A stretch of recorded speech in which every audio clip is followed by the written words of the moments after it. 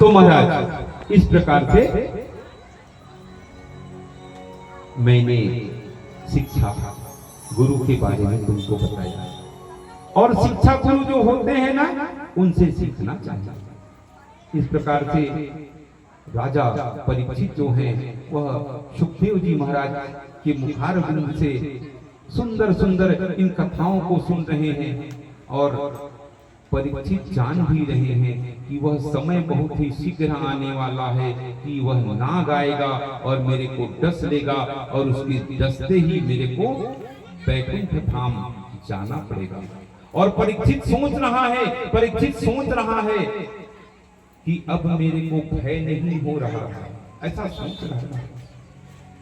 और सुखदेव जी महाराज उसके अंतिम दिन में उसको कथा सुना रहे हैं, और परीक्षित सुन ही रहा है।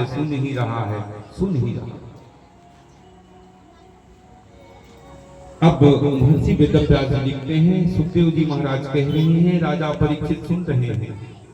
ततो महाभागवत उद्धवे निर्गते वनम द्वारवत्याम किम करोद भगवान भूत भावनः। अब महाराज द्वारिका में उत्पात होने लगा। उत्पात प्राकृतिक विपदा आने लगी। बड़े बड़े पत्थर लुढ़क कर गिरने लगे हैं।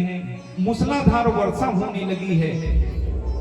भगवान ने कहा था उद्धव से कि आज से 7वें दिन सबका नाश हो जाएगा, और वह उत्पात होने लगी है। अब तो महाराज जो हमारे ठाकुर जी है ना, ये कह रहे हैं, अपने जितने वंशज है ना उनसे कह रहे हैं, बोले चलो हम माता जो सरस्वती है उसके सुंदर स्थान में चले जाते हैं।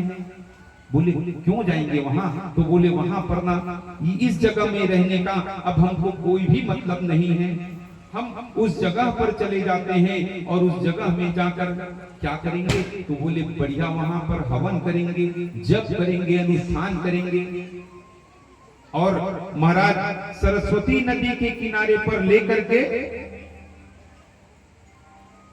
जो बांके बिहारी है ना, वह सरस्वती नदी के किनारे पर लेकर अपने जितने रिश्तेदार हैं महाराज उनको लेकर गए हैं, और वहां पर उन्होंने पहले भगवान की पूजा किया है, यज्ञ किया है, अनुष्ठान किया है, जपन किया है, तप किया है। और फिर क्या हुआ? जब पूजा पाठ पूर्ण हो गई है ना महाराज, तो उन्होंने फिर एक और काम किया।